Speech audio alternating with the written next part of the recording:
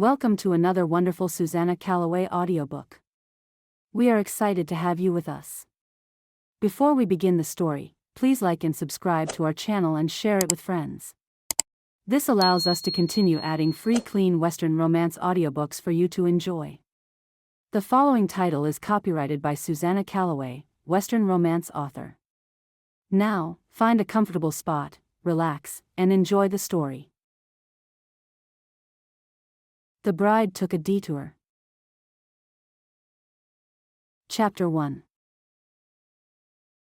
Barely 6 days after Eddie Ambrose was buried and Marla was declared a widow, the townsfolk of Austin were prowling her ranch and eyeing what there was to snatch up, just in case the widow could no longer maintain the place, of course.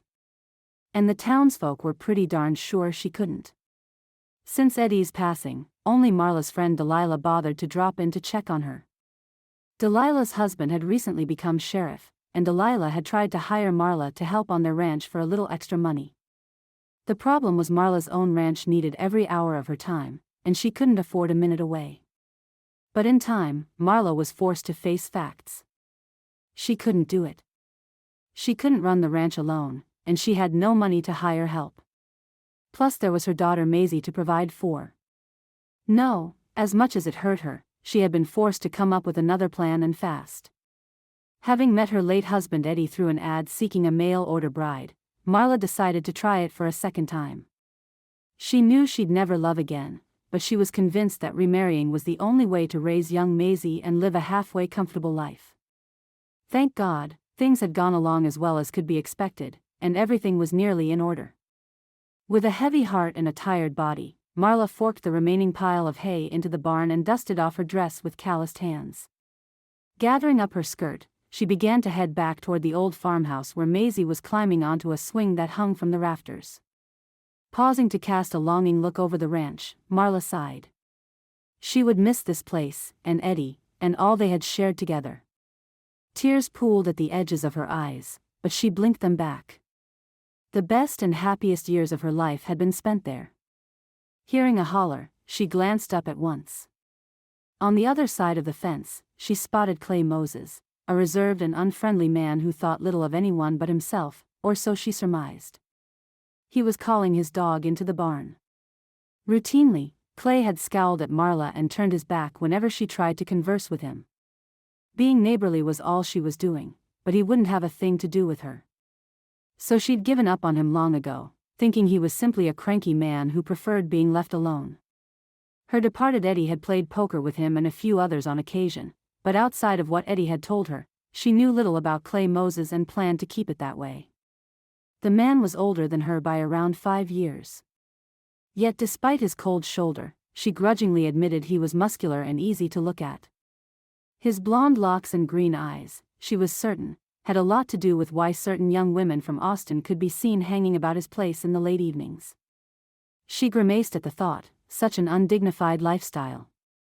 No doubt, most of the men at the saloon longed for it, but thank God, not her Eddie.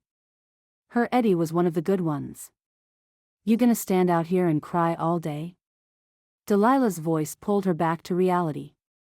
Marla smiled at her friend as she approached. I sure am glad to see you, Marla said. They stood together in the middle of the yard, and Delilah cast a mischievous glance in Clay's direction. His skin glistened with sweat as he hoisted bags of feed into a wheelbarrow. His open white shirt was stained with mud and dust, and his mature looks had a strained expression painted across them. Oh, my. You have quite the view. I won't miss it when I move, that's for sure, Marla quipped back at her friend. Delilah looked and laughed. Oh, you won't? I don't look in that direction unless I have to, Layla, Marla insisted, using Delilah's nickname. But Lord, he's out there in plain sight near every minute of the day. Delilah swung an arm around Marla's shoulders and walked with her toward the steps of the porch. Delilah had been in the town for a few months now and was married to Sheriff Brody. Her husband had replaced the last sheriff, who was a good-for-nothing crook. Since they had become friends, Delilah gave Marla something to look forward to after a long day on the ranch. She gave Marla the sweetness and comfort of female companionship. Tell me everything about this new fellow of yours, Delilah requested with a playful look. You know, the The one you've been writing to. I don't know much, yet. We've only written a couple times. Delilah fell quiet. But I'm sure he's a nice man, Marla hastened to add. What do you know about him? He lives further north and owns 2 ranches. My. So he's got money. Delilah nodded in approval. Does he know about Maisie? Of course, he does. Most men changed when they learned a widow had a child, so Marla hadn't been generous with the details. She didn't want anything to ruin her chances, she simply said she had a daughter. Period. In his defense, her new beau hadn't mentioned it at all and had maintained his interest in marrying her. Delilah glanced at the horizon, and Marla followed her gaze. She dreaded what was coming. You could always try to make it work here on the ranch, Delilah began. I've tried. You know I have. I just can't. It's too much to do alone, let alone be able to raise Maisie right. Sounds like you've made up your mind. It was made up for me when Eddie got killed, Marla answered. She looked at Delilah, who met her gaze. Delilah's expression was soft and sad. I'll miss you. Delilah sighed and glanced back at Marla. I'll miss you more. Marla elbowed her. Who will I come out here and watch Mr. Moses with? Delilah asked, laughing. Marla groaned. You have poor taste. He's more of an animal than a man. Ah, Marla. You're just in a bad frame of mind. He seems nice enough. You haven't seen his little flock of women come and go on a regular basis. To a man like that? What could they be doing? No, thank you. Delilah snickered. You've been waiting a long while to spill that gossip, haven't you? Marla raised an eyebrow and gave her a look. Don't you go flinging your accusations at me, she said, but in truth, she knew Delilah was right. She was just plain gossiping. She tried a different tact. I don't think anyone knows how hard it is to raise a child alone after losing someone you love. So I'm pretty sure Clay Moses has no idea what I'm facing. Why would he, Marla? He ain't never been married that I know of. The 2 women stepped up to the porch where Maisie was still swinging back and forth, a faraway look in her eye. Maisie girl, look who's here. Maisie blinked twice and then gave Delilah a huge grin. Hi, Layla. You gonna stay around a while? You'll come in for tea, won't you? Marla asked. No, I should get back to the ranch. She reached over and mussed the hair on top of Maisie's head. It's always good to see you, Maisie. You take care of your ma now. She gave them both a quick hug and headed back down the lane toward the Brody ranch. Ma, can I go off and play a bit more? Maisie asked. Go on with you. But stay close enough to hear me holler, all right? Sure, Ma. Maisie hurtled off the porch, ignoring the steps. With her hair flying behind her, she ran off. Marla lingered at the front door. Letting curiosity finally get the better of her, she took another glance at Clay. Her heart skipped a beat in alarm to find he was looking right at her. She disappeared into the house, slamming the door shut behind her. Recognizing the familiar burgundy wax seal on the envelope atop the table, Marla hurried over to it and opened the letter. Maisie must have brought it in earlier, she thought. She lowered herself into a chair and read intently. Dearest Marla, I have had a change of circumstance. Her heart stopped in her chest, but she forced herself to read on. If you can get to me by the weekend, we can be married before I leave for my other ranch again. Otherwise, our wedding will have to be put off for a bit longer. I'm of a mind to tie the knot as soon as possible. As I explained, you'd miss me 2 weeks every month, but we'd have a comfortable life together. Sadly, my being on the other ranch so much of the time is the price I must pay for my wealth. Someday, I should be able to trust a foreman to take care of it for the bigger share of the time. But we ain't to that point yet. And I don't see it happening in the near future. Regardless, I'll look for you soon. Don't worry about expenses. I will pay the driver for your passage when you get here. Yours, Charles.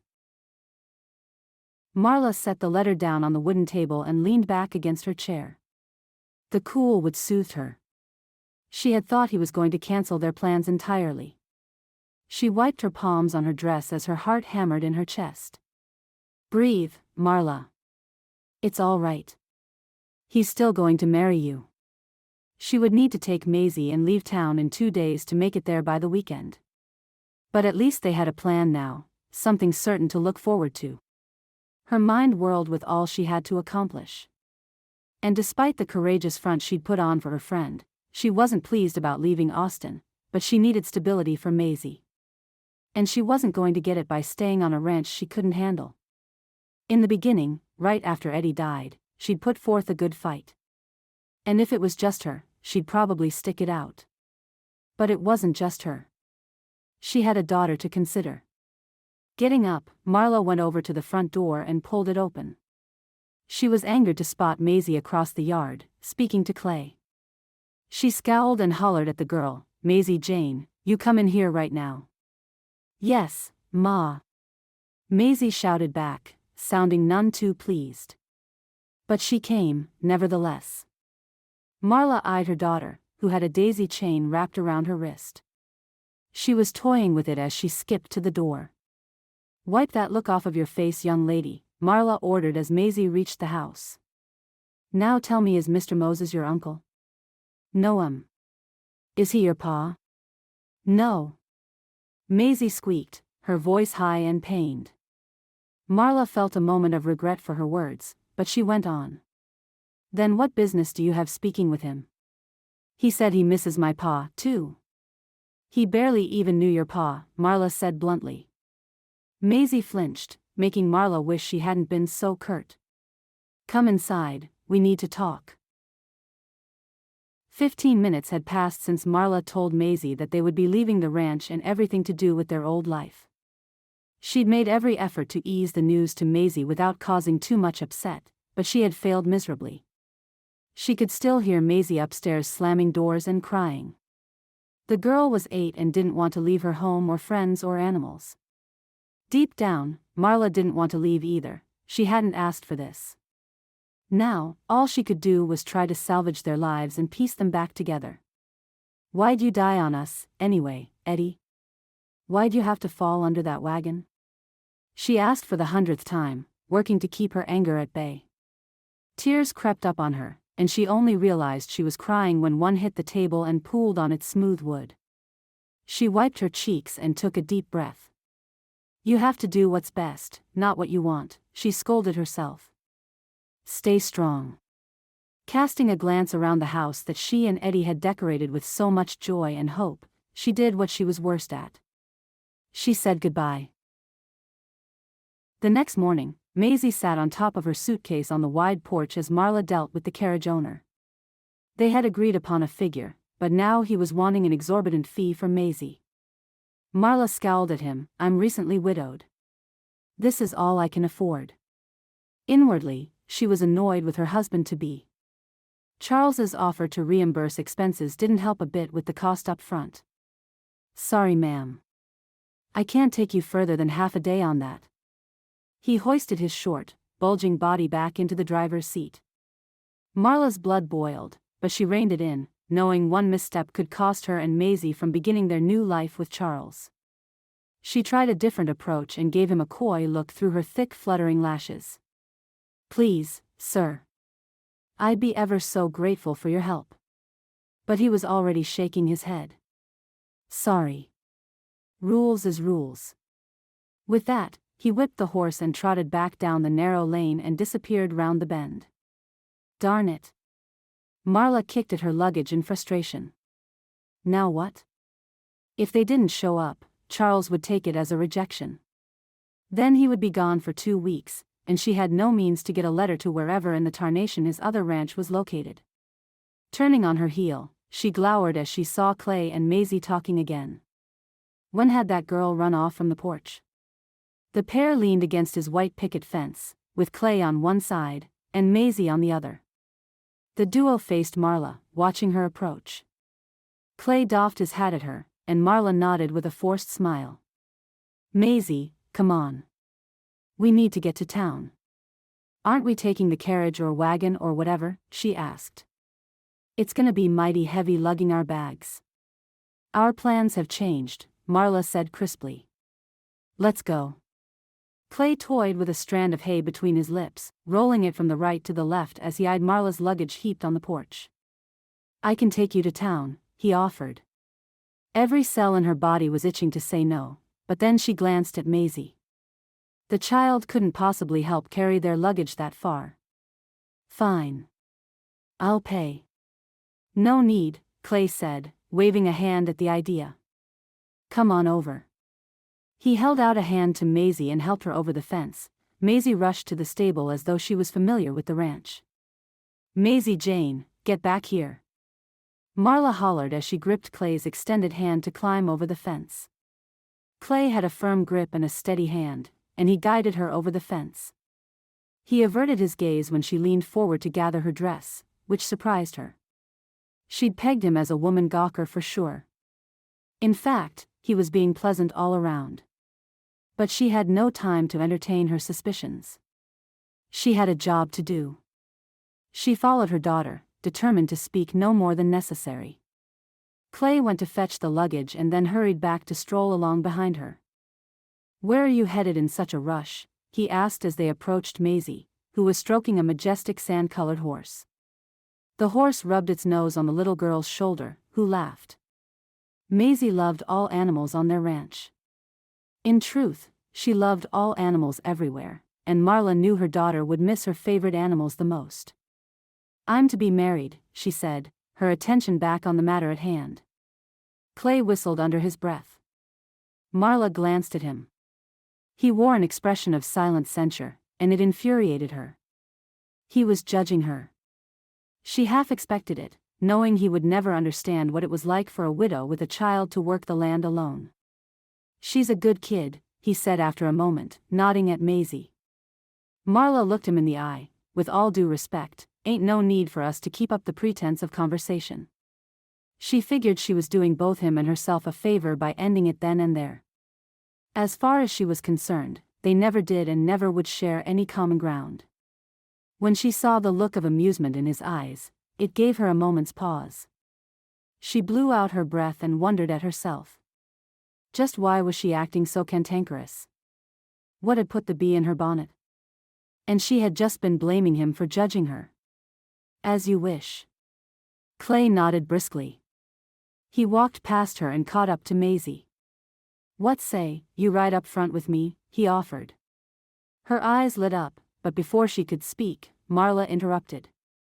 She'll ride in the back with me. She watched Maisie's face turn from joy to frustration. But Ma, you know I get sick in the back with all that jostling. I ain't intending to argue with you, young lady. Maisie huffed and climbed into the carriage. You don't mind me, Maisie Jane. I'll get all of our luggage by myself, Marla grumbled as she headed over to where Clay had left the bags. I got them, Clay said, brushing past her and grabbing the bags. Swinging one over his shoulder, he easily handled the other two. What are you doing about the furniture you're leaving behind? He asked as he slid the luggage onto the roof of the carriage. Marla had considered that again and again during the previous days. She had thought about having it delivered up north, but then it struck her that she was going to Charles's house. Not hers and Eddie's. And Charles might not welcome furniture from her past.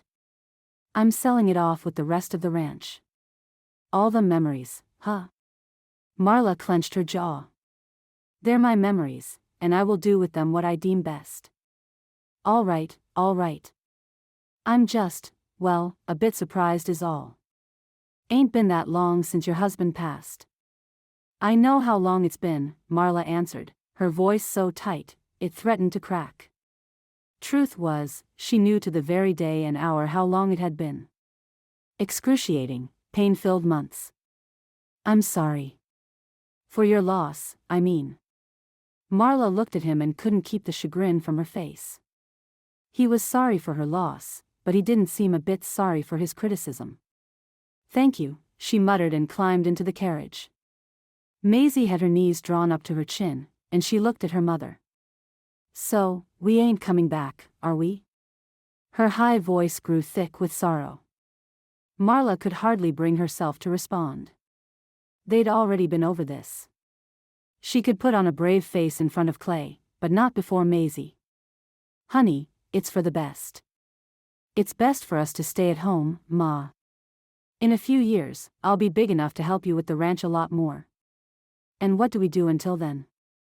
Marla answered, more harshly than she'd intended, silencing Maisie. She couldn't bear to have this conversation. Not again. It was a knife to her already broken heart, leaving a pain as deep as it was heavy. And though she hated it, she was growing accustomed to the bitter taste loss left in the back of her throat. She needed something to drink. Maybe once they got into town, she'd do herself the kindness of getting something. Something stronger than water? She winced at such a wayward thought. Sometime later, their carriage rolled into town. Clay brought it to a halt in front of the town livery. There, Marla could try to negotiate with another driver and see if he would take them north. Marla's fingertips had barely grazed the carriage door when it was pulled open from the outside. She stared at Clay, who held out his hand for her. She glanced at her own outstretched hand, and realizing how ridiculous it would look if she ignored him, she pressed her palm into his and descended from the carriage. "Let me pay you for your help," Marla insisted, putting some money into his hand.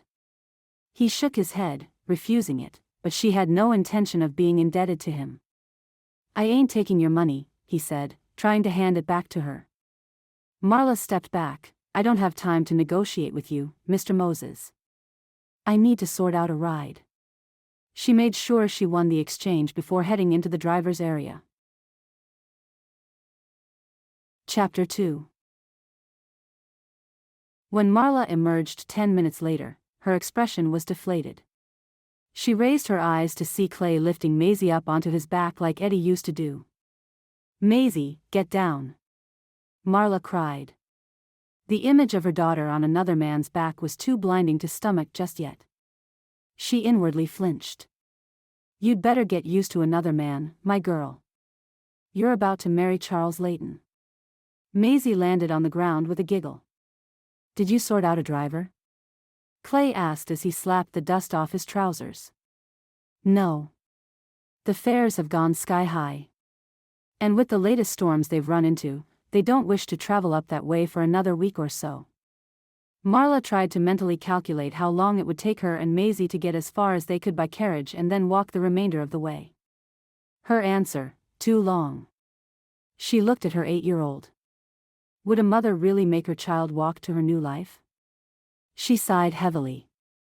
She was losing her reasoning abilities. "Going crazy, maybe. If you'll allow it, I can take you. Anything for Eddie." She didn't like hearing Eddie's name from his lips. "You didn't even know my husband." "I knew him a whole lot better than you think," Clay said. This time his expression was hard. Had she angered him? "And what is your problem?" he went on. "Why do you recoil at just the sight of me? I'm only trying to help." "Yeah, Ma." Maisie decided to pipe up. Marla threw her a warning look that made her hang her head. Marla walked up to Clay, standing inches away as she stared at him. "You don't even know where we're heading. So then, how about you tell me?" "Braden County, if you must know." "So, I'll take you and the young un to Braden Country." "It ain't that far." "But I haven't agreed," Marla said. "Besides, I don't want my child exposed to the likes of you." Clay opened his mouth to object and then managed a laugh. "And what likes are those? You think I ain't seen the women coming and going from your place late at night?" "No, I don't think you have. Being a respectable lady, you surely must have been sleeping." He smirked. Marla wanted to haul off and punch him in the nose. She raised her chin. "Actually, I was waiting up for Eddie to come back from completing work on the ranch." Clay paused for a quick moment then went on. "Waiting for Eddie? At that hour? Why in tarnation would he?" He sighed, running a hand through his hair. Then he looked Marla directly in the eye. "I think I'm beginning to understand your impression of me." Marla felt a flicker of doubt flash through her. Had she got it wrong? Weren't those ladies there for the reason she had thought? She swallowed. I'm sorry. I'm sorry you think that of me. But I ain't sorry for offering to take you and Maisie up north. Eddie wouldn't trust you to go with anyone else anyway. Free of charge. Marla studied him. How did he know Eddie so well? What wasn't he telling her? His apology had seemed sincere, and for that reason only, Marla considered his offer. You ain't to talk to Maisie unless I'm around. He glared at her. And you gotta sleep at a separate campsite at night. He scoffed. Whoa, girl. You really don't like me. I know a handsome man like you ain't used to it, but it's true. I don't like you. Not one bit. So, you think I'm handsome?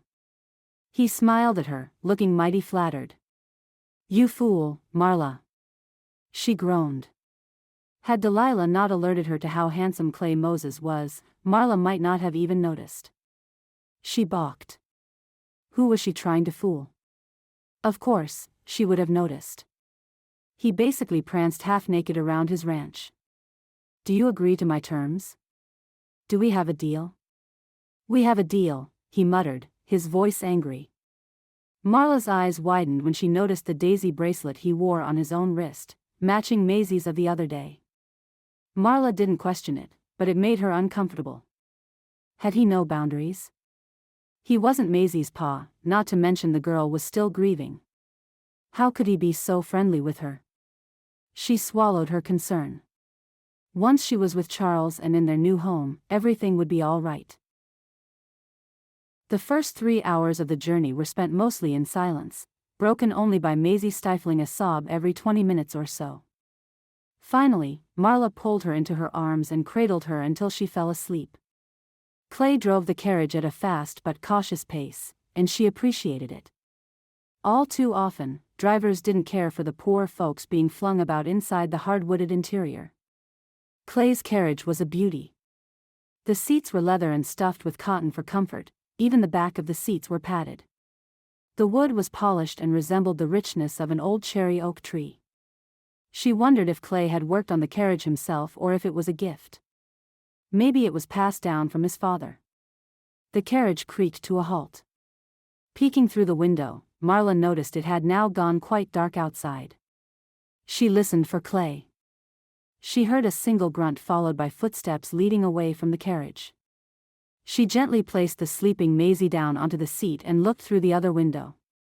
Squinting into the darkness, she couldn't separate shadows from objects, nor could she distinguish the horizon from the night sky. She heard the footsteps stop up ahead, then a rubbing sound. Auburn flashed as a spark caught and burned through the darkness. It illuminated Clay's face, who was bending over the flame, blowing. The timid flame flickered. Clay began tossing small pieces of wood into the fire, and stoking them with a stick. In minutes, the blaze was burning steadily. He approached the carriage and knocked on the door. We're stopping here for the night, he announced. You can either sleep in the carriage, which I advise, or you can sleep out here. We'll stay inside, then, Marla answered. He left her to it. Marla watched through the window as he settled down opposite the fire. His face reflected an orange glow from the flames. Reaching into his pocket, he pulled out a flask and took a swig. I could use something to drink. Casting a weary glance at Maisie, who hadn't stirred, Marla decided to stretch her legs and get something to drink. Maybe Clay had a canteen of water. She pushed the door open and climbed out from the wagon, walking over to Clay and the fire. Noticing her approach, Clay sat up and put the lid on the flask. Not saying a word, Marla eyed the flask. You thirsty? You got a canteen? Nope. Clay handed the flask to her and she took it, taking a small sip. She lowered herself onto the ground and gazed into the fire. There was something soothing about the warm glow it emitted. Mind if I ask you something? Clay's voice broke the silence. She shrugged. Clay scooted closer, settling beside her. She shrank back as she felt his warm shoulder brush against hers. He sat near enough for her to feel his muscles flex as he flattened his hands out on his knees and peered up at the night sky. It was cloudy, not the magnificent night sky Marla loved. If anything, she was certain it would start raining any second. Would sticking around be so bad? Clay turned slightly to look at her out of the corner of his eye. Marla tensed, stood, and started to head back to the carriage. He jumped up and followed her. What? What did I do now? You don't know what it's like. I have to do what's right by Maisie. What's right by that girl is to be in her home, where she belongs. Not to be rushed off to some stranger's house. His voice was low. What do you know about being a parent? She demanded, squaring off against him. Why are you so defensive? He shook his head. With a heaving sigh, he walked back to the fire.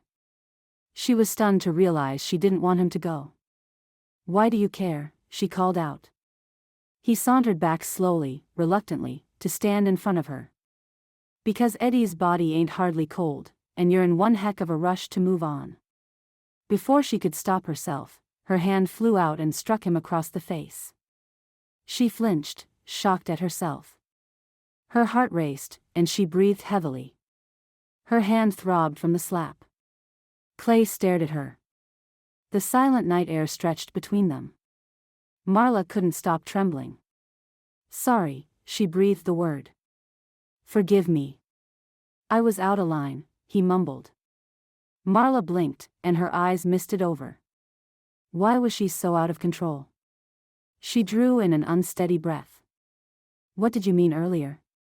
When you said you knew Eddie better than I thought you did? Clay shook his head. Don't matter. It's not my place. Or my business. I want to know. Still shaking his head, Clay walked away. Marla caught up to him and grabbed his arm. Hey. You don't get to say things and take them back. Please answer me. She looked into his eyes, and her legs went wobbly. What are you doing, Marla? You really want to know? He loved you. But he loved gambling, and drink, and women, too. What? Marla asked, disbelief rising to her throat. How dare he invent things about Eddie? She had been right in the first place. Clay Moses was a rat. You heard me. Them girls coming and going from my stable at night? They wasn't for me. They was there for the poker. Poker? Marla's knees went weak. He never said there was women over there. I knew he played cards. But the women? He asked me to do him a favor and keep it from you. And I wasn't of a mind to butt into his business. Every cell in her body rejected his words. She pushed at him. How dare you? She raised her hand again, but he caught her wrist. Eddie weren't no saint, Marla. You was too good for him. His voice was thick and unsteady, and something smoldered in the depths of his gaze. The light from the fire flickered and dimmed as rain began to fall. In a sudden unexpected move, he grabbed her to him.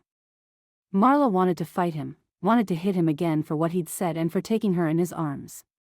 But her fight had drained from her, leaving her confused and disgusted with herself. She felt the rain seep through her clothes and run down her arms.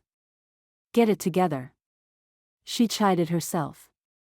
She struggled half-heartedly in his arms, working to regain her dignity.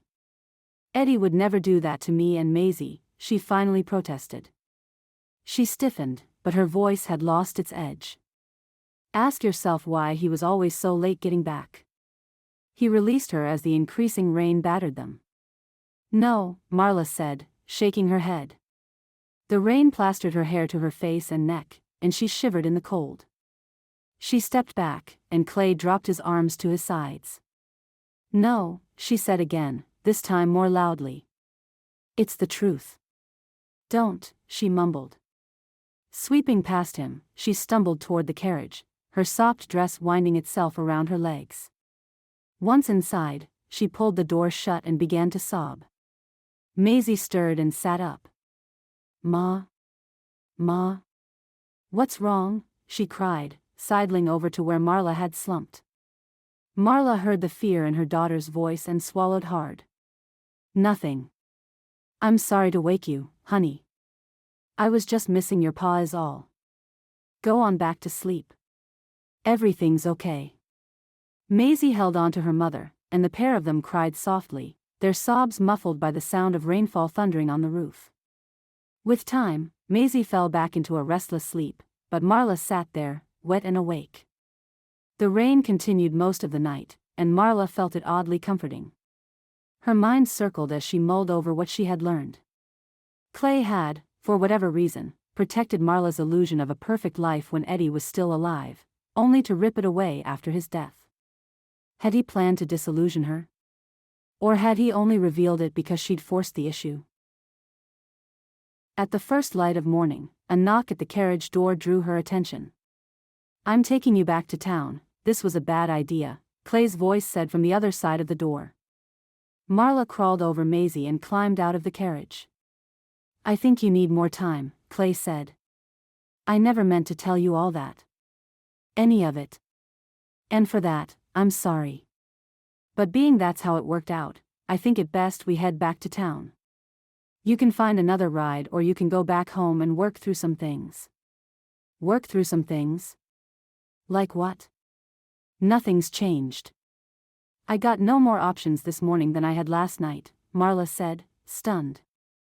And are you some kind of expert on me now? You are nobody to me and my daughter.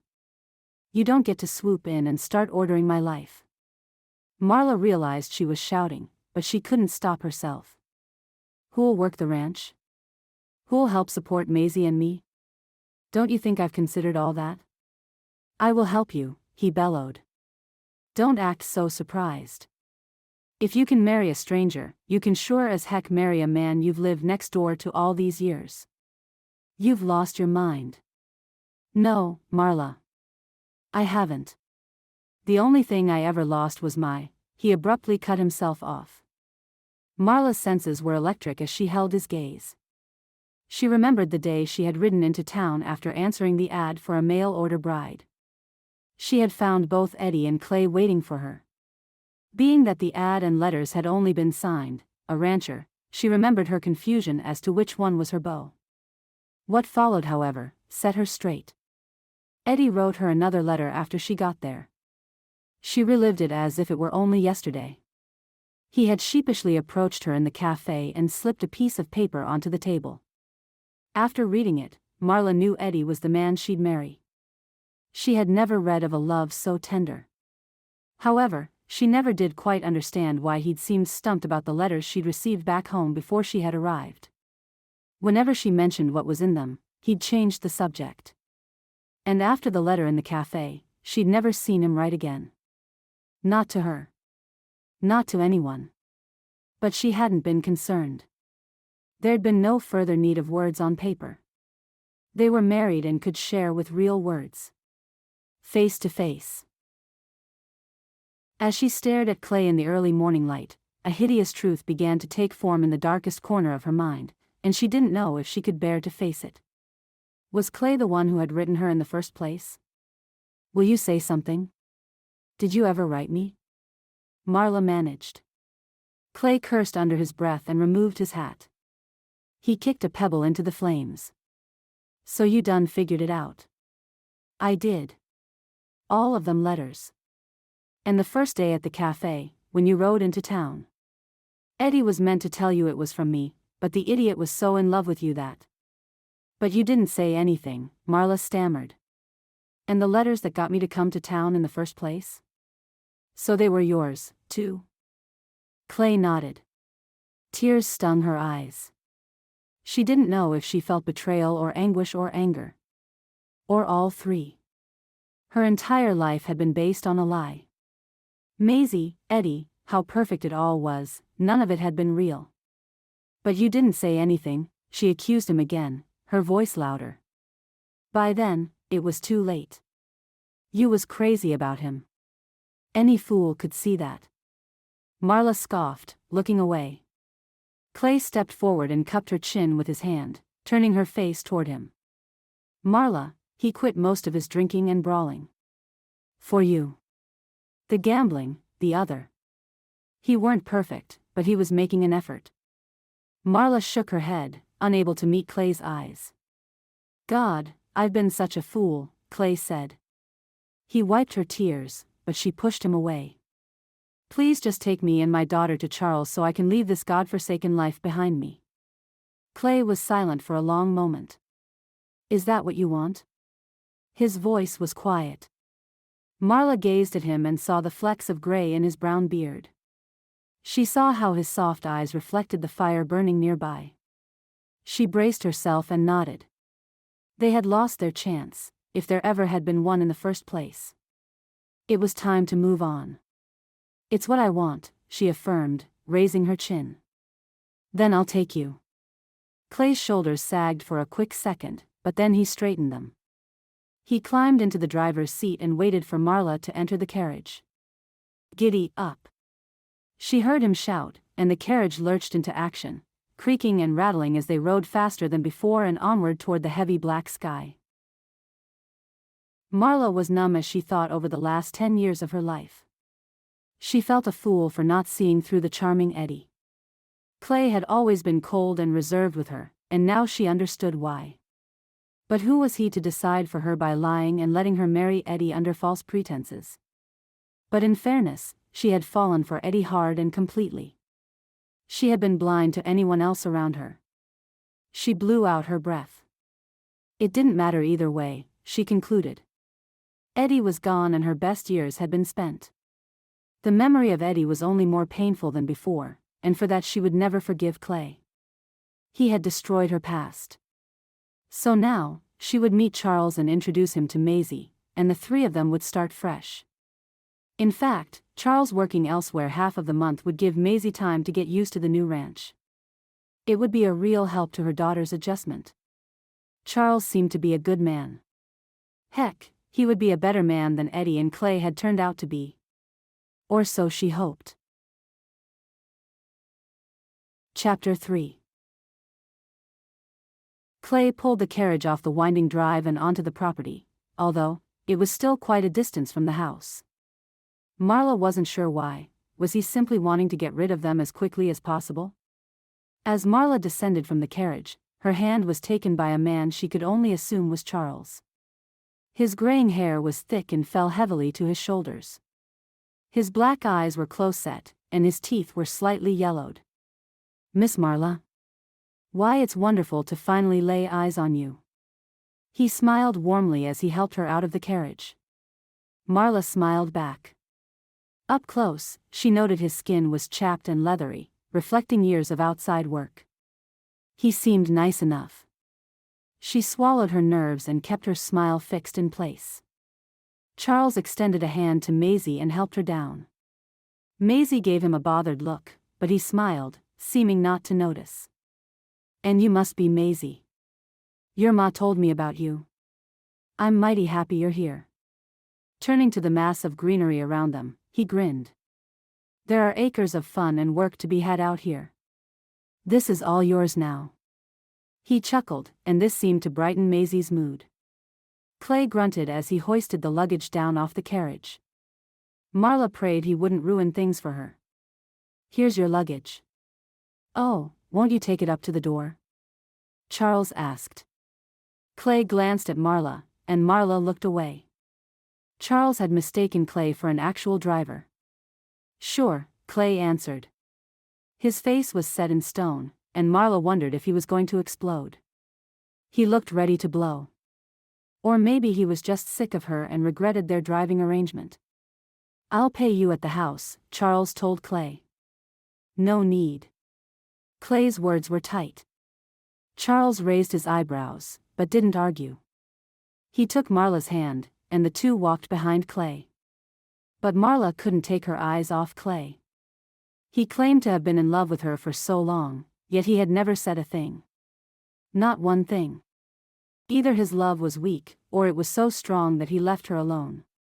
For the life of her, she couldn't work out which it was.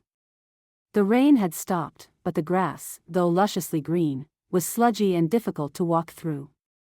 Each footstep felt heavier than the last, and the cold damp was setting into her bones. Marla bunched up the front of her dress with her free hand while clutching Charles's hand tightly with the other. Maisie is beautiful, Charles said as they walked on. And sturdy looking. A good worker, if I'm not mistaken. Marla nodded, wondering at his choice of words. She eyed the surrounding land. Charles was rich, that much was evident. But he hadn't maintained the surrounding grounds all that well. They seemed overgrown and unkempt. Perhaps this was the case for gentlemen who were alone, but if he was so rich, surely he could hire a groundskeeper. Clay nodded briskly at the pair and doubled back, passing them as he left. Good luck to you both. He smiled politely, his eyes not meeting Marla's. He had left the luggage on the porch and was walking at a fast clip, as though he simply couldn't stand to be around her another minute. The realization stung, although Marla couldn't imagine why. What should she care what Clay Moses thought of her? He was in a hurry, Charles said. He probably wants to get back. Strange that he wouldn't take any payment, Charles said, staring after him. Don't rightly make sense. I already settled it, Marla assured him. If only he knew. Charles did not thank her or comment on it, and Marla chalked it up to him being from money and such trivial matters were unlikely to trouble him. She remembered that he'd specifically told her that he would pay her back. She shivered and realized how silly she was being. Why would she need to be paid back if she was going to marry the man? Heading inside, Marla stopped in her tracks. The interior of the house was beautiful with polished floors and burgundy cloth used on the upholstered pieces of furniture. She was some kind of lucky to be marrying into this, she thought. She could imagine Delilah elbowing her with an impressed look on her face. She glanced around for Maisie. Where had the girl gotten off to? The bar, no doubt. Wherever there were animals, Maisie could be found. Marla would check for her after a bit. Might be a good idea to give the child some space as she got accustomed to the changes in her life. Marla already missed Delilah, which was foolish, she knew. Maybe she would take a carriage and pay her a visit someday. Or maybe someday Delilah could visit her. Marla was wary of hoping for good things in the future. She found too often that her hopes were followed by disappointment. Before we sit down for dinner, Marla, would you mind giving me a hand with a few chores? I neglected milking some of the cows this morning. And I never fed the hens. Oh. Marla's surprise was audible. She balked inwardly at his suggestion for she was tired from traveling. But she thought it wiser to agree than to give him the impression she was lazy. I don't mind at all. It's the least I can do. Charles looked relieved. Just follow the lane down to the fence, and you'll see the barn. You'll find the buckets, animal feed, and hay there. Hay? We may as well feed the horses while we're at it, he explained. He then headed up the stairs and stopped to glance back. You go on ahead. I'll join you shortly. I've got some things to see to. This was hardly the romantic welcome Marla had imagined, but she knew deep down that romance was too much to ask for. Besides, romance hadn't been her motivation for this marriage anyway. They hadn't even discussed the ceremony yet. Were she and Maisie to stay on without the benefit of marriage? She felt worry begin to grow deep in her gut. Heading down the path and finding the barn with no problem, Marla got to work. Time passed and there was no sign of Charles. Maybe something unexpected came up in the house, she told herself. She wiped her hand across her face, brushing aside sweat from her work. She clutched the rusty handle of the bucket of milk and carried it to the spot where she had lined up several other buckets. The milk bobbed and sloshed as she lugged it up a small incline right outside the barn. Her arms were stiff now, and her legs were feeling it, too. Heat prickled on the back of her neck as she bent over to set the bucket down. Squinting through the sun that now shone brightly, she thought she saw something red move inside the barn. She'd seen Maisie earlier swinging on a tire that hung from a tree, so she figured it wasn't her. Stomping through the hardening mud, she slowed as she neared the barn. The door was open and from what she could see there were no paw prints in the mud, so it couldn't have been an animal intruder. Marla paused, chiding herself. Maybe it was a stray cat. Entering the barn, she came to a halt as she saw Maisie feeding hay to the horses. She was covered in mud and stray strands of hay were in her hair. The horses seemed apprehensive and shuffled restlessly in their stalls. Maisie nervously stepped back and lowered her gaze, then after a beat, she offered them food again. Marla and Eddie had taught Maisie well when it came to horses, but those horses knew Maisie and would never have hurt her. "What are you doing in here?" Marla asked.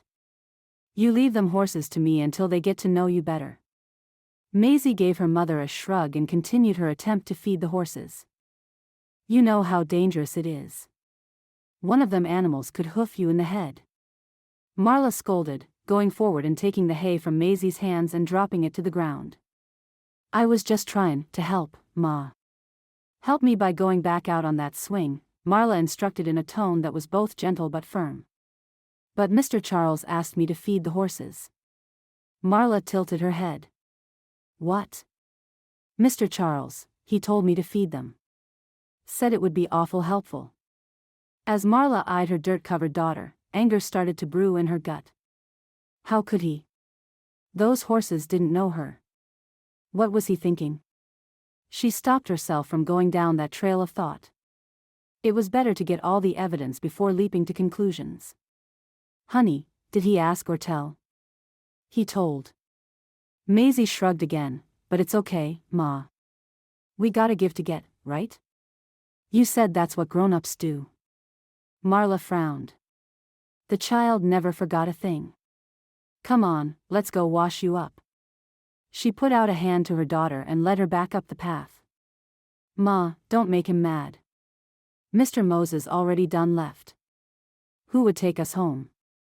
This is home now. And don't you fret. I'm not picking a fight over his lack of know-how when it comes to children. Don't make him mad right off. Seems to me like we're stuck." As her words landed on Marla's ears, she found herself feeling an overwhelming sadness. Stuck. In her mind, that was the worst thing a woman could ever be, stuck. "This is a chance, not a trap," Marla assured her daughter, forcing herself to believe it, too. They walked into the house. "Mr. Charles?" Marla called. She turned to Maisie. "Go wash up, sweetheart." Maisie nodded and trudged off in search of a washroom. Marla climbed the stairs and glanced around, looking and listening for any sign of Charles. The house was silent. Where in tarnation is he? As she walked down the hall, she spotted a closed door further along on the right. She turned the handle and pushed it open. There was Mr. Charles, slumped over his desk and most definitely passed out. "Mr. Charles!" Marla exclaimed, running to him. Deeply alarmed, she spotted a whiskey bottle lying next to his elbow. She grabbed it up, fuming. Charles stifled a yawn and opened his eyes. Whiskey clung to his breath as he sighed at the sight of her. "Oh, it's you, Marla. I was just coming out to help you. What time is it?" Marla stood there, shaking. What had she done uprooting Maisie for him? Charles stood and wavered a bit on his feet. He gazed out the window. "Why, it done got dark." "I'm sorry, darlin'. Truly, I am." He reached up and tucked a strand of hair behind her ear. It was all she could do not to slap him. Her mind spun. What was she to do? "I see you've been working yourself into a sweat like you had me and my daughter doing." The words escaped her lips before she could stop them. Charles chuckled warmly. "Now, it ain't like that, darling. I was coming to help you, but I received another telegram. I'm to leave for work tonight." Marla's mouth fell open. She wasn't expecting that. "But what am I due to hear without you? What about the wedding?" "Don't you worry your little self. We'll get hitched when I'm back," he promised. He touched her cheek and chuckled again. "Quit your fretting now. We'll get to know each other when I return. We'll have plenty of time then." She shifted uncomfortably. Something felt off. She glanced at the desk. "Where is the telegram?" "I tossed it in the fire," he said casually as he headed for the door. "Sorry you were upset about Maisie working." She regretted her quick words. She was tired and wasn't thinking carefully. This new life of hers, it had to work. No, it's just, you had her feeding the horses, and it's dangerous when a child doesn't know them well. You never know how one will react. That's all. My apologies. I figured since she had lived on a ranch before. He yanked on his jacket, and reached into his pocket as if digging for something. His face tightened, and a look of guilt flitted over his features. Marla stared at him, trying to read what he was thinking, but he quickly pulled his hand back out and turned away. "So, you're leaving now?" she asked. "I should go before it gets too late. It's already dark." She nodded and followed him down the steps. Bidding him goodbye at the door with an awkward kiss on the cheek, she turned back inside. By the lamplight through the window, she watched him load his horse with items for his journey. Maisie came to stand beside her, and when he glanced back at them, they waved. Marla noted the way Maisie's expression transformed as she stepped away, going from one of polite warmth to distress. "Ma, where did he say he was going?" "To his other ranch, honey. He said he'll get a foreman who can manage it soon, and then he won't be leaving us so much." Maisie looked troubled. "What is it? Where's your ring?" "My what?" "You said you was getting married, so where's your ring?" Her eyes were wide. "We ain't married yet. I imagine he'll give it to me during the ceremony." "So why's he wearing one?" Marla froze. She stared at her daughter, her mind racing. Was that what was in his pocket? No, no, no. You must be mistaken. Marla stepped backwards as if Maisie's words delivered a physical blow. Impulsively, she grabbed up a lantern and hurried past Maisie. "Ma, don't say nothing," Maisie begged. "I might be wrong." "Ma." But it was too late. Marla was already out the door. "Mr. Charles." He was about to gallop off but paused at her call. He eyed her as she approached. "What is it, Marla?" I had a question," Marla said, raising the lantern and cautiously eyeing the hand facing her. No ring anywhere, but it was his right hand, not his left. She walked casually round to the other side of the horse as she spoke, but Charles did his best to match her as she turned, obscuring her view of his other hand. "Go on," he prompted, a trace of impatience just beyond his words. "Do you mind if I get some furniture sent up from my old ranch?" His expression cracked into a relieved smile. "Not at all. I'll drop a word about it on my way. I don't pass too far from Austin." "Thank you, that's awful good of you," Marla answered. He saluted her quickly, and that's when Marla saw it. The single silver band wrapped around his wedding finger. Her heart spiraled into dismay. What was he doing? Had he been married before? She couldn't move as her mind spun with possibilities. Was he taking off to go to another home where a wife and family resided? Was that it? Had he promised marriage in hopes of gaining another worker with a daughter to keep the house in order on this ranch? Whoever heard of a man having 2 ranches anyway? The whole idea was absurd. Wouldn't he just buy up land to enlarge the ranch he already had? Who was this man she was fixing to marry? No, no, no. Surely, she was mistaken. Surely he was an upstanding citizen. He wouldn't try to trick her. Her brain was out of control. Marla glanced back at Maisie. Had she ruined both of their lives? When had her judgment gotten so poor? "Ma, you okay?" Maisie asked like a nervous pup as Marla re-entered the house. Marla shut the door and slid the lock into place. "Darling, eat something then go on to bed." "But Ma, it's early." "Suit yourself then," Marla answered, unable to think clearly. "You okay?" Maisie asked again, and even in her befuddled state, Marla saw the fear on her daughter's face. "Let's sit down a minute," she said, leading Maisie to the sofa. She gazed at her daughter and brushed her hair from her forehead with her fingertips. "You ain't never getting married." "Gross!" Maisie exclaimed. "No. You promise me." Men are bad news. Clay ain't so bad, Maisie answered. The expression on Maisie's face was the same defiant look she herself often employed. Marla narrowed her eyes and sighed as if the world was crumbling beneath her. You don't hardly know him. And he's kept secrets. I do too know him. You're being difficult, Ma. I may be difficult, but honesty ain't. Besides, how can you know? Marla asked. She wondered just how much Maisie had gleaned from her time with Clay. I know he got secrets. He told me he was in love with someone. He said he done wrote her a few letters. I'm not dull, Ma. I know. She gave her mother a look. Why you gotta fight with him all the time? Marla scowled at her, wondering when her 8-year-old daughter had become wiser than her mother. Maisie puckered her lips. You're just plain mean sometimes. That's enough, Marla warned. Maisie fell quiet and toyed with a blade of hay stuck to her skirt. Sorry. Marla gave another sigh. It's okay. Sometimes you're almost right. Only almost? Maisie's head shot up with a glint in her eye. Marla smirked. Almost. Now let's have some dinner and call it a night. We're both beyond exhausted. Maisie looked at her mother. You know Clay sneaked on our ranch sometimes? After Pa. What do you mean he sneaked on our ranch? Marla grabbed Maisie's shoulder.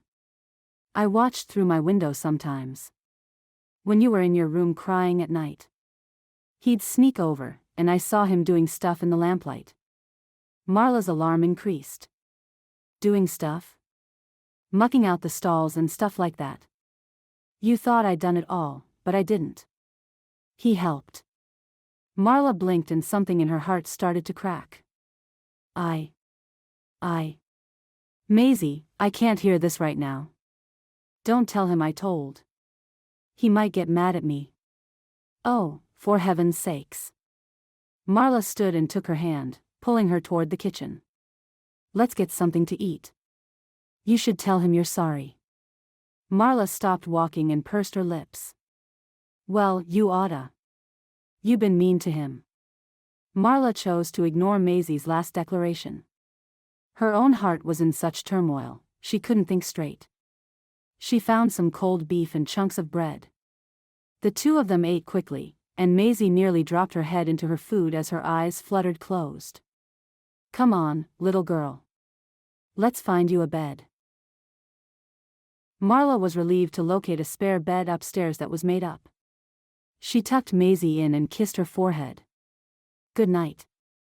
Marla looked down at her daughter in the flickering candlelight and thought about the extent of Maisie's affection for Clay. It was deeper than she'd originally guessed. Yet she didn't want to spend another second thinking about Clay. It made everything more painful as it dawned on her that most of her problems were her own fault.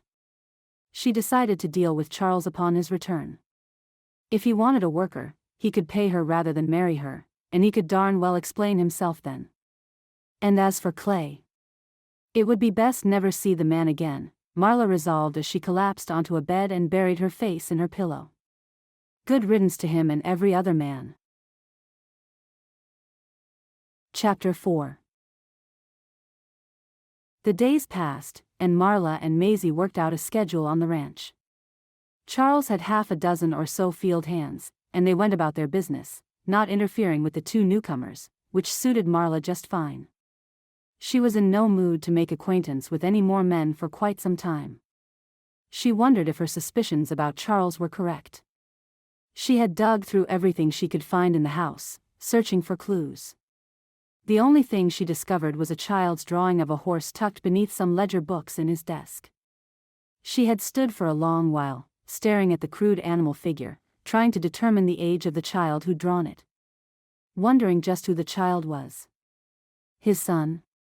Or daughter? She didn't show the drawing to Maisie. In fact, she worked diligently to keep her suspicions and fears from her daughter. The poor girl was dealing with enough. Marla was gratified to see Maisie fall into a routine. She walked through the barn every morning, greeting the horses, and insisting that she be the one to feed them. Marla had agreed, once she'd seen that the horses were indeed quite tame. On Saturday morning, more than a week after their arrival, a shrill cuckoo awoke Marla with a jolt. It took her a minute to remember where she was, and then it fell into place. She climbed out of bed and stretched.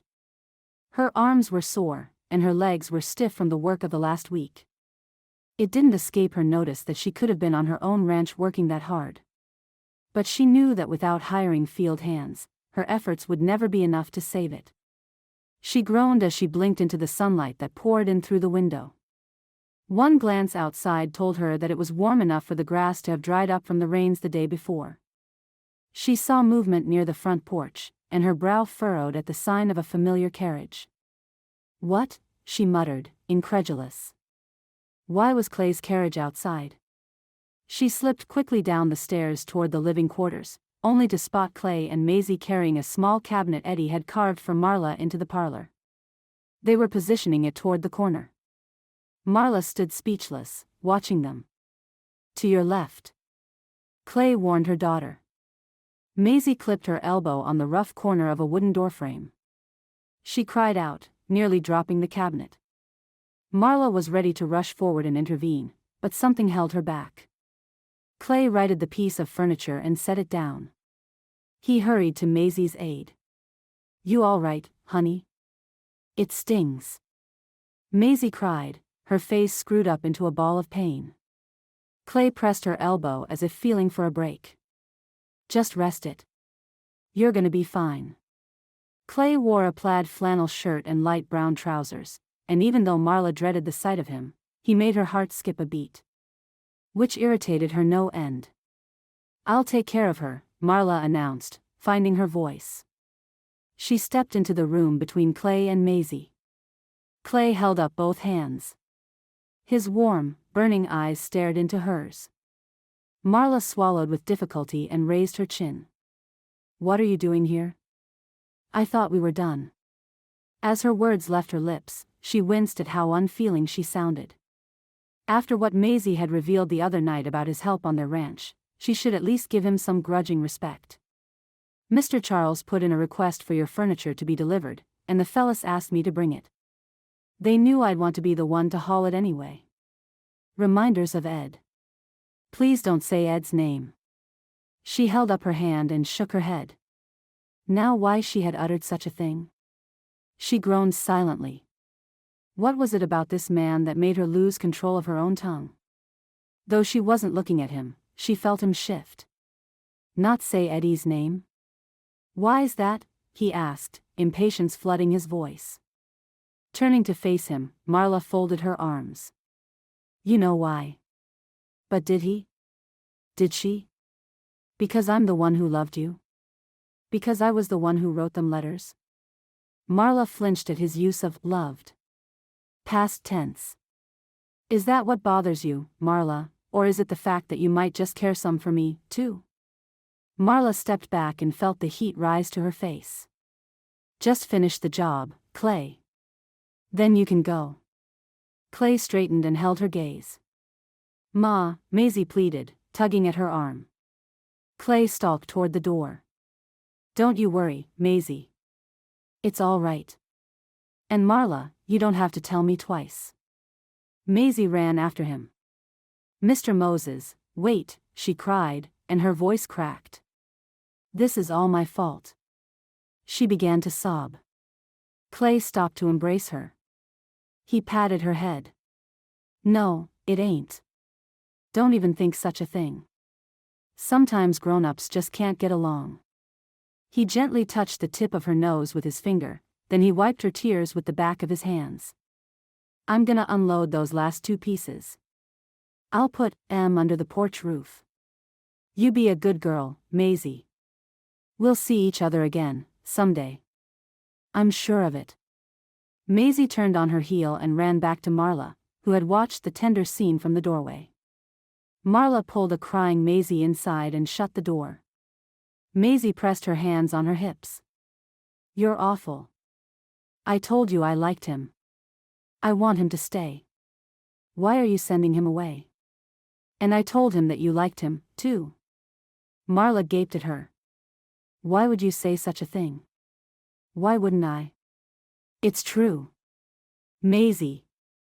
Marla was so stunned, she couldn't think of another thing to say. But she needn't have worried. Maisie had enough words for the both of them. Who helped us when we didn't have no money? Who brung us here? And who helped with my chores? Maisie seethed, and Marla fell silent as her daughter's voice grew louder and louder. And who just brung us pa's furniture? Huh? Marla turned away from Maisie and started digging through a drawer in the buffet, looking for a cloth she could use as a bandage for the large scrape on Maisie's arm which had now started bleeding. You're mean. Maisie cried and stormed out of the house. Come back here. Marla ordered, but the door had slammed shut. Marla sank onto a wooden chair against the wall.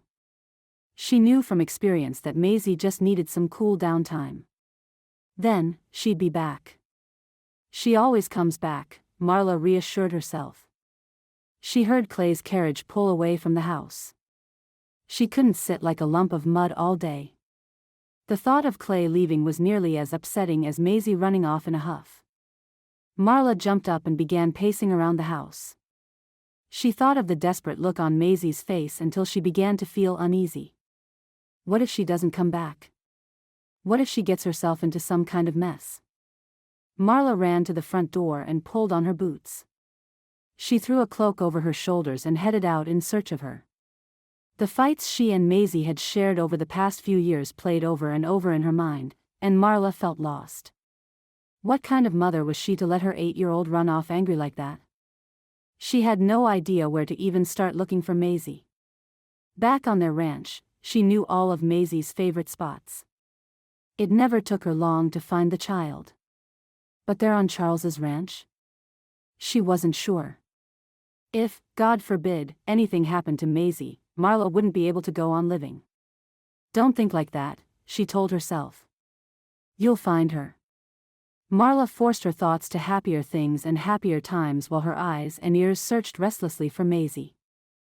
Mr. Charles is absolutely no help. Running off to his other ranch and leaving us all alone. What kind of fiancé acts like that? Maisie and me might as well be back in Austin, she grumbled aloud as her heart burned in her chest. Her thoughts grew heavier every dozen or so steps, with no sight of Maisie. Her fear and guilt folded in on themselves, and she felt about to collapse beneath the weight of it all. Maisie's gonna be fine. You're gonna fix this. You're gonna find her and take her home and everything will be okay, she muttered like a chant under her breath, trying to reassure herself as she searched on through the bush. Though stunning, the expanse of green land was intimidating to her now as she looked for her lost child. The way beautiful things could morph into horrific so rapidly astounded her, and today held a different type of intimidation. She feared the world was teaching her a lesson, some kind of payback for the decisions she'd made in her life. Maybe for the times when she'd been selfish or proud. Some hours passed and Charles's ranch shrank into the background, all but disappearing.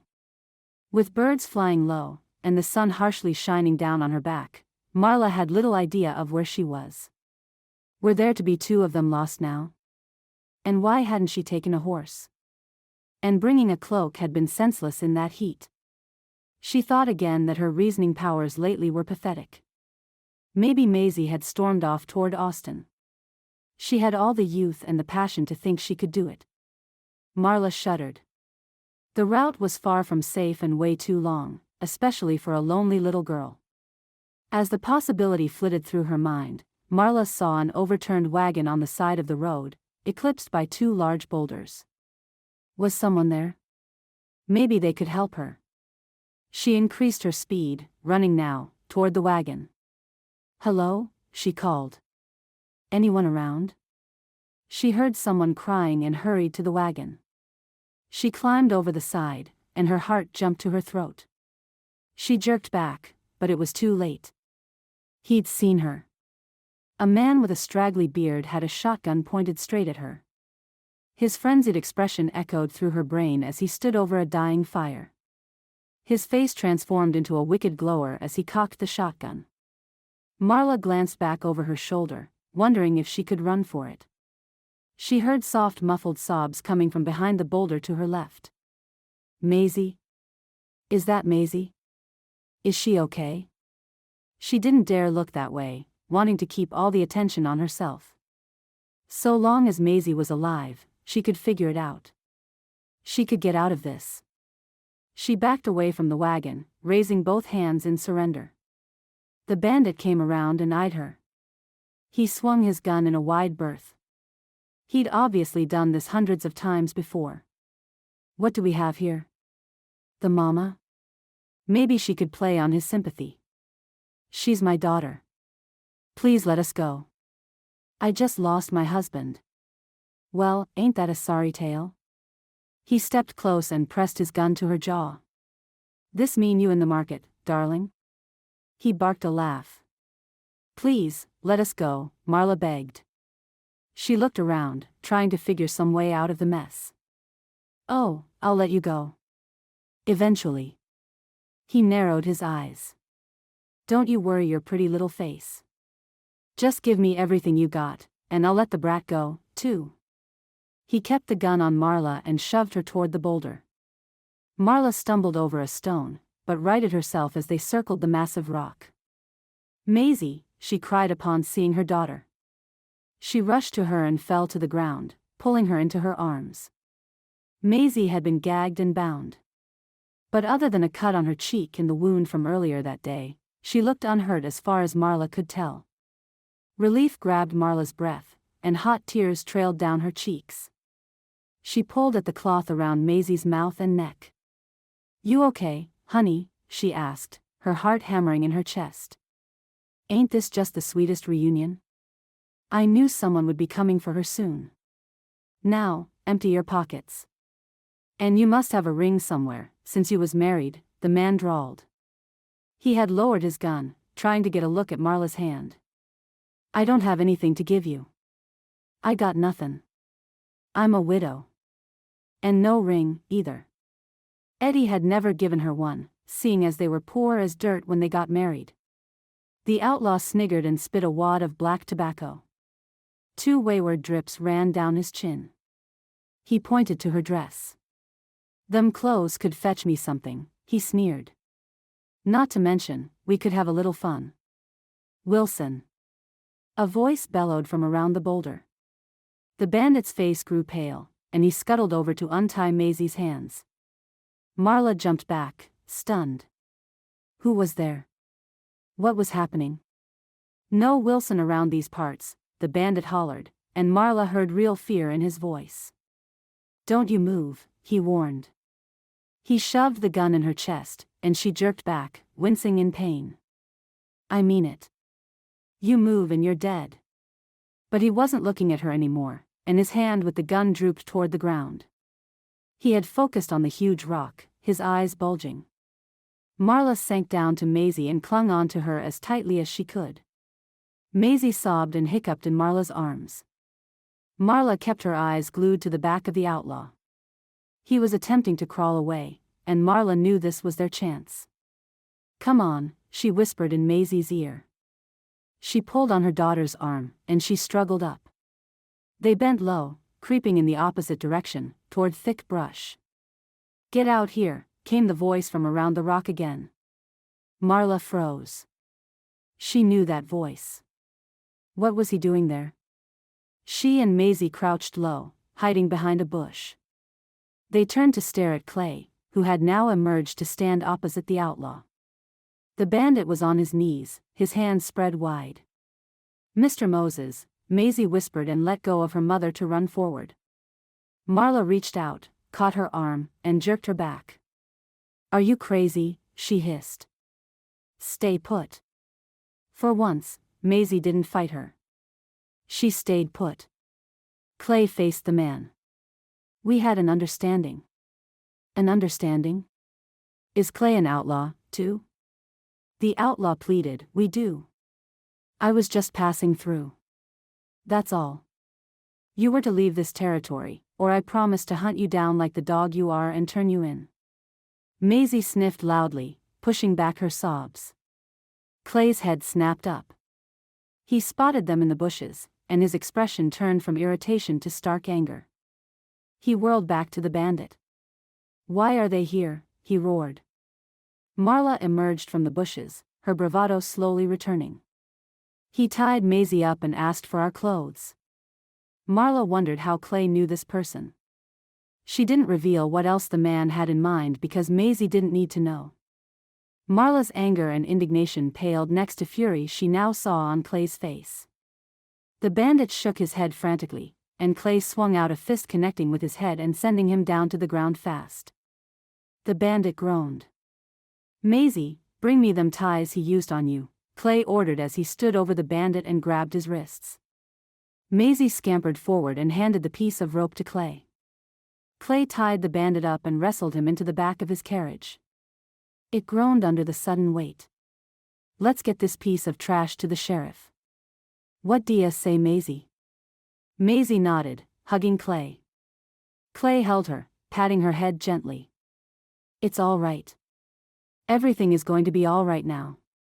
No more worrying, okay?" She nodded against him. Marla shuddered to think what could have happened. Clay didn't meet Marla's eye. Instead, he lifted Maisie to the driver's seat of his carriage. His jaw was clenched, and anger still blackened his eyes. "What were you doing out here?" "Trying to get killed," he barked at her. Maisie ran off. He glared at her. "Why? What did you do?" Marla bristled. "I didn't do anything." "Get up there," he ordered. She crawled up into the seat with Maisie. "I'm sorry, Ma," Maisie mumbled. "Don't ever go running off like that again," Marla said, gulping past the tears in her throat. "I promise," Maisie answered. Marla swung her arm around her daughter's shoulders and pulled her close. Clay squished in beside them, and slapped the reins on the horse.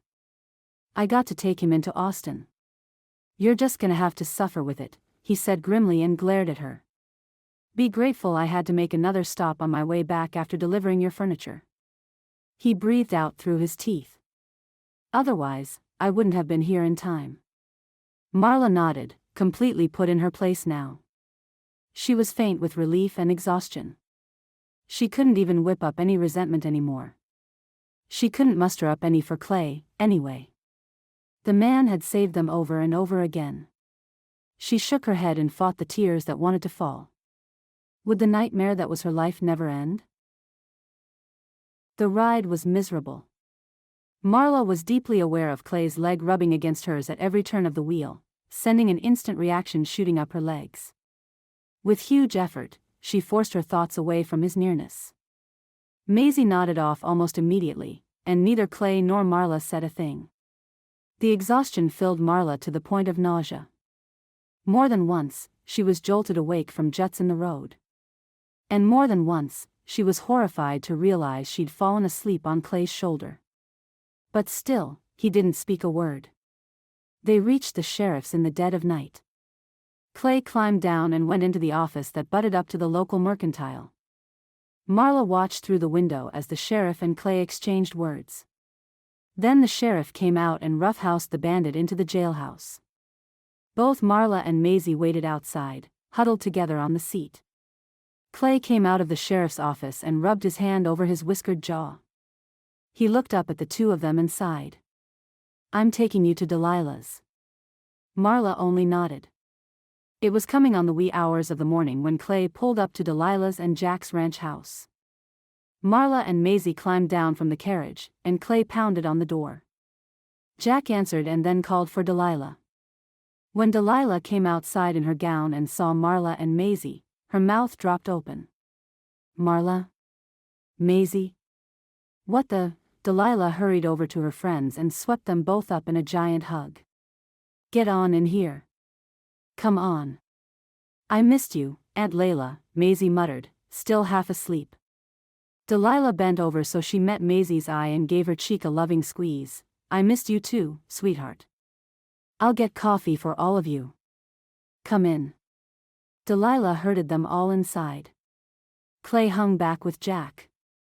Maisie dropped onto the sofa and promptly curled into a ball to go back to sleep. Delilah pulled on Marla's arm. Get in the kitchen with me. What's going on? Marla explained the entire disaster. Clay saved us, she finally admitted. And Mr. Charles? Where is he? Marla shook her head through tears. He ain't a good man. Let's just leave it at that. Oh, darling. Delilah sighed as she pulled Marla into an embrace. After hours of agonizing and bottling it up, Marla finally broke down, sobs erupting from the pit of her stomach and the depths of her heart. Delilah held her close while she cried. When her sobs turned to soft gasps, Delilah let go of her and pushed the hair from Marla's face. Your ranch and most of your things are still there, you know. If I was you, I'd make another go of it until something else pans out. Delilah looked at her. Please, Marla. Don't leave again. We all can help you. Marla shrugged, wiping her face. Don't have much of a choice right now, she mumbled. Everything will be all right, even if it doesn't seem like it just yet. I promise. Marla let herself trust in Delilah's words, at least for the day. Of course, she knew Delilah could make no such promise. But right then, she was ready to collapse, and she allowed herself to believe the fairy tale. You'll stay what's rest of the night, of course, Delilah insisted. Marla didn't have the strength to do anything but agree. Chapter 5. The next day at mid-morning, Clay drove Marla and Maisie back to their ranch. When they arrived, he didn't say a word. Instead, he opened the front door for the mother and daughter and left them to it. Marla looked around with bleary eyes and noticed that the ranch had been maintained in their absence. In fact, it looked better than it had when she'd left. There was only one person who would have done this, and she knew it. She and Maisie spent the rest of the day tending to chores in the barn and then rearranging the furniture inside to make up for the missing pieces that were back at Charles's place. A part of Marla longed to breathe hope into the house and make it a home once again. But she couldn't fool herself. Nothing in her situation had changed since the day she'd left. That night after Maisie went to bed, Marla found herself overwhelmed, almost as though everything that had happened was hitting her again, blow by blow. She decided to take a walk around the place. In the past, walking always helped her. She remembered when Maisie was about to be born. She had been so stressed about the ranch failing, and Eddie's ability to provide for them that she was about to lose her mind. That night she had walked for hours. She walked and walked until her nerves had finally relaxed, and her fears faded into the background. Now again, she intended to do the same and walk her worries away. She wouldn't go far. She didn't want to leave Maisie for long, although the child was sleeping peacefully.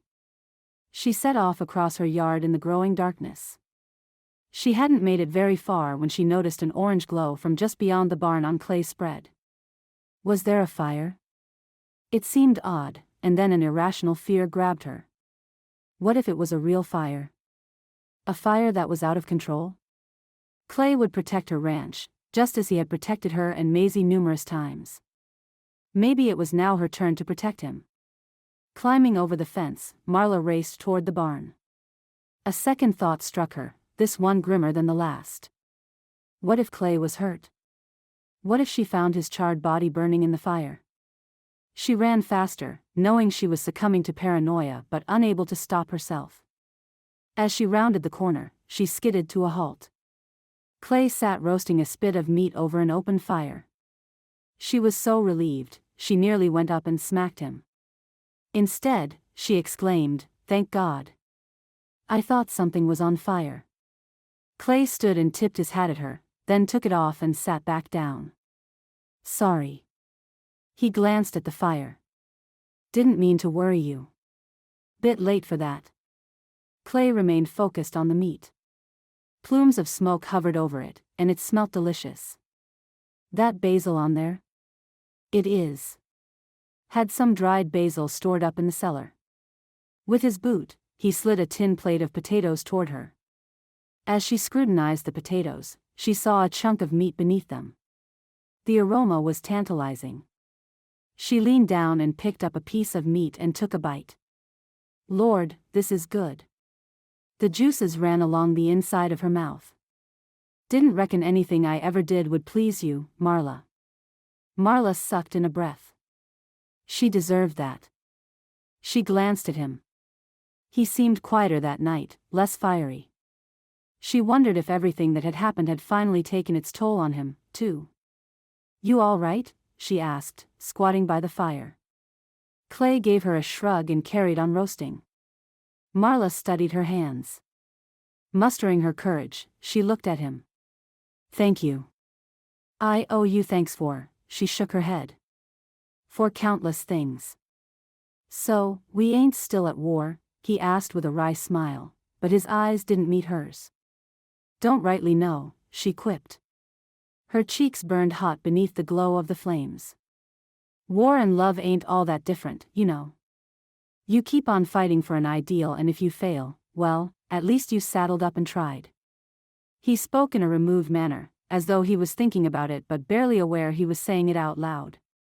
Silence stretched between them, only interrupted by the crackling and snapping of the fire. What are you doing out? He asked, and there was a breath of concern in his tone. The thought of Clay being worried about her after all she'd put him through made her heart flutter. Maybe he still felt something for her. She balked. Did she want him to feel something for her? I needed to clear my head, she finally answered. Things went south with Charles. You could say that. What are you gonna do? I'm gonna write him a letter. Call it off. There was a long pause before she went on. You could even say, her voice trembled, that I've been a fool for quite a while. Clay put another chunk of meat onto the plate. Well, you're not alone in that, Clay said. Marla's heart did a somersault. Really? Clay gave her a one-sided smile, followed by a shrug as he turned and watched the fire. I'm just saying, you ain't the only one who's been a fool. This drew a soft laugh from Marla's as she shook her head. Such a gentleman. Such a lady. Clay sighed and stood. Marla jumped to her feet, surprised he was making a move to go back inside. You going back in already? Marla asked. But I just got here. Clay glanced at his house and then at Marla. Thing is, Marla, you're in awful lot of trouble. And it's late. I'm afraid of what kind of thing I might say. As he walked toward the house, Marla hurried after him and overtook him. She stood in front of him, blocking his way. He made no attempt to move, he just peered down at her. What kind of thing might you say? Her voice was breathless. Clay smiled. He shook his head and looked up at the night sky. Marla, let me go home. You and me, we ain't a good thing.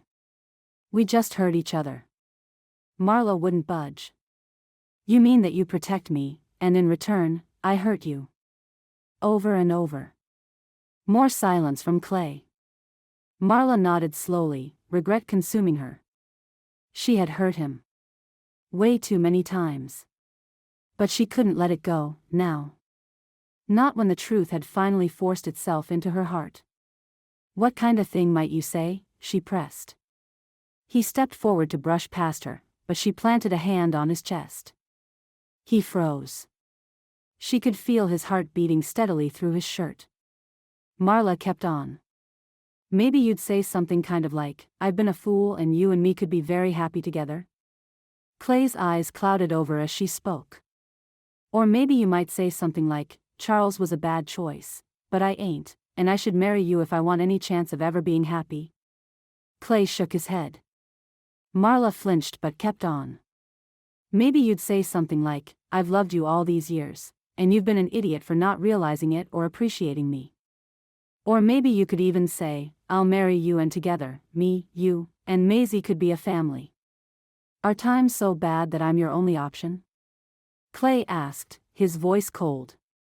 I'm not in the joking mood, Marla.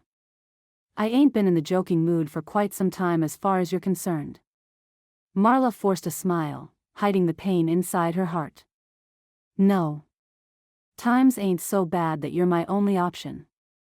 But times is so bad that it took me way too long to realize that you're the only man I want to be with.